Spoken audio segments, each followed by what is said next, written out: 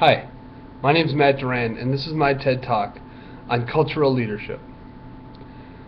School systems should be a place of growth, an opportunity for students to feel safe, an opportunity for them to learn. They should be free of prejudice.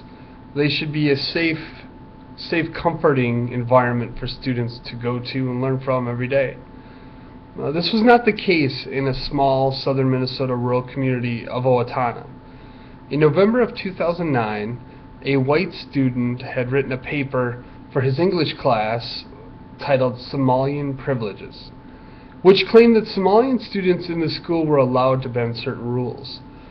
Now, the paper was circulated amongst the student body, and eventually a large fight broke out between Somali students and white students. Police departments were called to break things up, and eventually the student that had originally written the essay was taken to the hospital after the fight as well. This event was the culmination of growing racial tensions within the Owatonna community. Owatonna has a strong Somali population, with many of the Somalian refugees immigrating here to Owatonna to take advantage of the many factory jobs that are within the community. By early 2010, the Department of Justice and the Office of Civil Rights had launched investigations into the district's handling of the fight and over claims of racial discrimination. One of the findings from the investigation showed that Somali students were more severely disciplined than the white students following the fight, according to the Office of Civil Rights. The district opted to enter into a resolution agreement with both of these agencies prior to the overall investigation being completed. The agreement would call for the district to focus on updating its harassment policies, increasing training with racial issues for its staff, and the formation of student and faculty advisory groups. The district also hired a third-party consultant to come in and assess the school's environment as a whole. Each year, this agreement then calls for the district to submit annual reports to the Office of Civil Rights to ensure that they are complying with the overall agreement. So it would appear that the district as a whole had taken a step forward in its cultural leadership. It would appear is such the case, but have they really learned from their mistakes?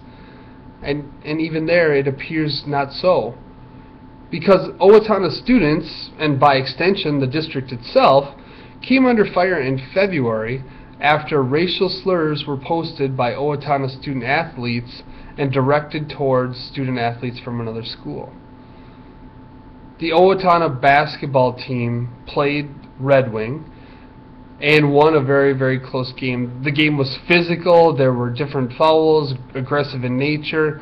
It showed the emotions of the game. After the game, the basketball team, two members of the basketball team posted racial slurs claiming that one of the students from Red Wing, Ty Buck, was not only their best player but also an American Indian. And these comments were directed specifically towards him by these Owatonna basketball players. These Owatonna basketball players posted the comments, and they were liked by several other students as well, which caused quite an uproar within the community. These two basketball players were then suspended for 2 basketball games.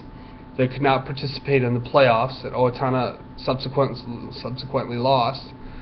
And it was during that week I had the opportunity to talk to one of the assistant basketball coaches and asked if his locker room was in order now. And he had said that they didn't even really talk about it, that it was really no big deal.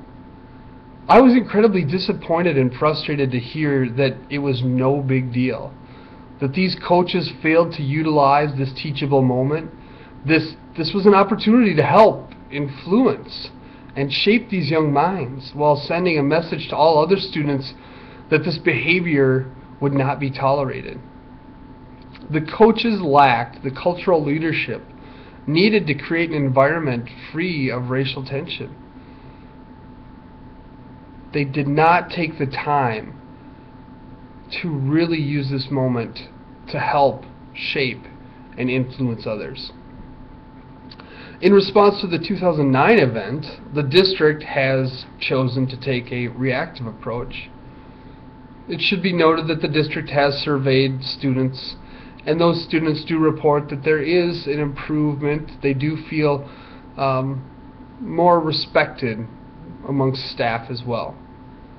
But the district must continue to make progress and moving steps forward, not just lip service. The district leadership, the school board as a whole, they must take these steps. They must go the extra mile. They must keep cultural diversity at the forefront, not just something to think about after events happen like this. It needs to continually be preached. It needs to be continually advocated for, that our Owatonna community does not tolerate this kind of discrimination. And it's my hope that the board and the district staff will continue to look for ways to implement cultural diversity and to provide the leadership needed to help make a strong community. I'm Matt Durand, and this is my Cultural Leadership TED Talk. Thanks.